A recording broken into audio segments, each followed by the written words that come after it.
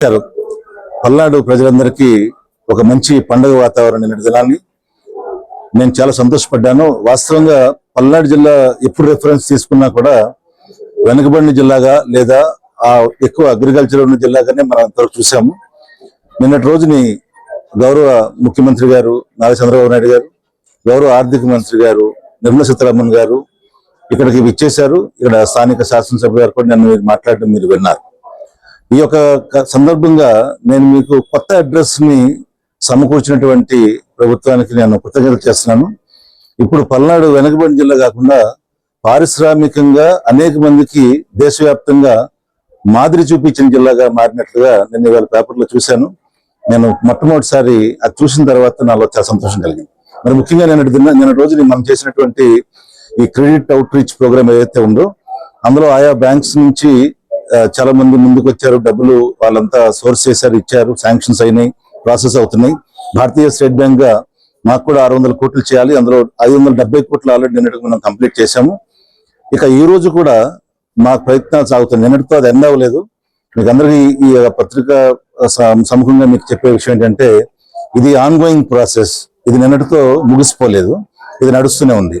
ఈ రోజు వినుకొండలో ఆల్రెడీ ఈ రోజు రేపు ఎల్లుండి 3 రోజులు వాళ్ళు కూడా క్రెడిట్ అవుట్ రీచ్ ప్రోగ్రామ్ అక్కడ పెట్టారు. మా సిబ్బంది అక్కడికి వెళ్ళారు. ముఖ్యంగా మనం ఇక్కడ నర్సరావుపేటలో మేజర్ ఆఫీస్ ఉంది కాబట్టి సో వీరందరూ ఈ యొక్క కార్యక్రమాన్ని ఉపయోగించుకోండి. ఇందులో నేను మీతో చెప్పాల్సిన విషయం ఏంటంటే పీడబ్ల్యూడి వాళ్ళు ఎవరైతే మనకి డిఫరెంట్లీ ఏబుల్డ్ పర్సన్స్ ఉన్నారో వాళ్ళకి ఉన్నటువంటి 156 మంది లిస్టు మన దగ్గర ఉంది. ఆ 156 మందికి 100% ఫైనాన్స్ చేస్తామని చెప్తున్నాం. ఎందుకంటే అందులో ఎవరికైనా ఒకరికి సిబిల్ పోయినా కూడా వాళ్ళ కుటుంబంలో ఇంకొకరిని ఆదుకోవడం ద్వారా కుటుంబాలను ఆదుకోవాలనే కాన్సెప్ట్ తో 100% అది చేస్తున్నాం. అదేవిధంగా నిన్న ట్రాన్స్జెండర్స్ ని కూడా మనం అడ్రస్ చేశాం. భారతదేశంలో మొట్టమొదటిసారి పల్నాడు వేదికగా ట్రాన్స్జెండర్స్ కి మనం ఫైనాన్స్ 100 మందికి ₹1 కోటి ఫైనాన్స్ తో ముందుకు వచ్చాం. ఇది మొత్తం భారతదేశానికి ఒక మాదిరిగా ఉండబోతుంది. ఇక మనం ఆయా నియోజకవర్గాల్లో మనం చేపట్టినటువంటి కార్యక్రమాలతో పాటుగా మనం ఇక్కడ పారిశ్రామికంగా అగ్రికల్చర్ గా రెండు కలిపి అగ్రో ఇండస్ట్రీస్ ని డెవలప్ చేసే కార్యక్రమంలోనే ముందుకెళ్తున్నాం. దీన్ని మీరు అందరూ ఉపయోగించుకోండి, ఇంకా ముందుకు రండి.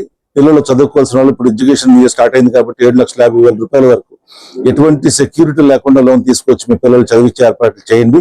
మా సిబ్బంది అంతా మీకు సిద్ధంగా ఉంటారు. ఇక్కడ మేము కూడా అందుబాటులోనే ఉంటాం.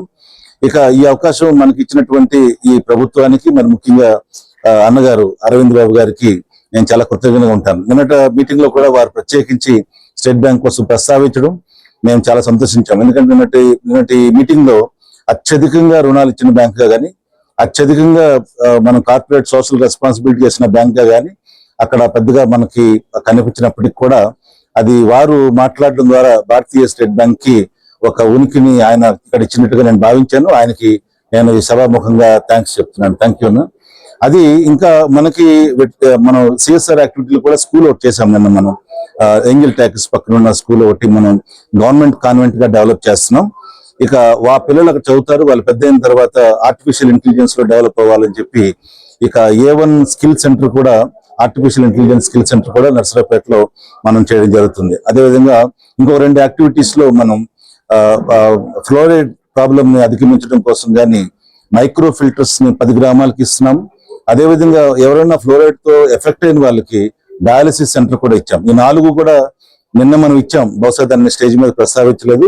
మరి ఈ సందర్భంగా మీకు అందరికీ నేను తెలియజేసింది ఏంటంటే అత్యధికమైనటువంటి సిఎస్ఆర్ యాక్టివిటీస్ భారతీయ స్టేట్ బ్యాంక్ ప్రతి భారతీయుడు గుండె చప్పుడుగా చేయడం జరిగింది.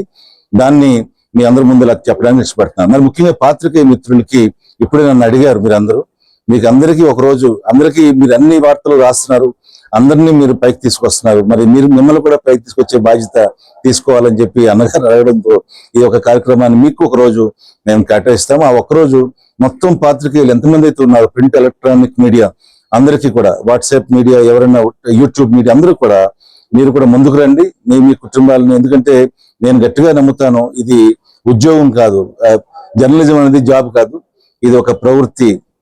మీరు స్వేచ్ఛగా వార్తలు రాయాలంటే మీకు కూడా మంచి మీకు ఉండాలని చెప్పే ఉద్దేశం మీద మీకు కూడా ఉపాధి కల్పించే మార్గంలో భారతీయ స్టేట్ బ్యాంక్ ముందుంటుంది. మీరు కూడా ఒక రోజు వస్తారు, ఒక రోజు మీకు కూడా 2 రోజులు మీకు కూడా కేటాయిస్తాం ప్రత్యేకించి పాత్రికేయుల కోసం. ఈ యొక్క అవకాశం ఇచ్చినటువంటి మరి అన్నగారు అరవింద్ బాబు గారికి, మీ అందరూ పాత్రికేయ మిత్రులందరికీ కూడా భారతీయ స్టేట్ బ్యాంక్ తరఫున థ్యాంక్స్ చెప్తున్నాను. Thank you very much.